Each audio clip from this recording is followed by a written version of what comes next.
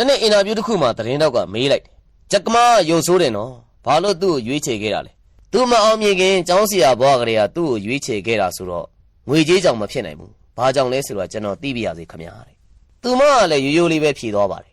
ဂျက်မာ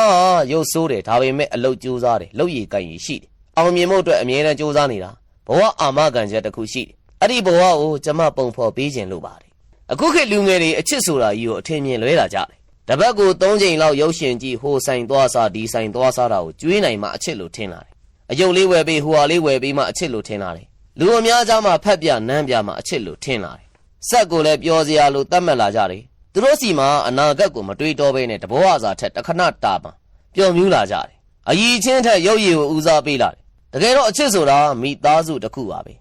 ဒုက္ခနဲ့ဒုက္ခမျက်ရည်နဲ့ရည်တန်းကြာရှုံးမှုနဲ့အောင်မြင်မှုကြားကိုယ့်ဘက်ကအမြဲတမ်းရှိနေပေးတဲ့လူတွေကြပါအောင်မြင်တဲ့ယောက်ျားတွေနောက်ွယ်မှာထက်ပြက်တဲ့မိန်းမတွေရှိတယ်ထက်မြက်တဲ့မိန်းမတွေဘေးမှာအောင်မြင်တဲ့ယောက်ျားတွေရှိ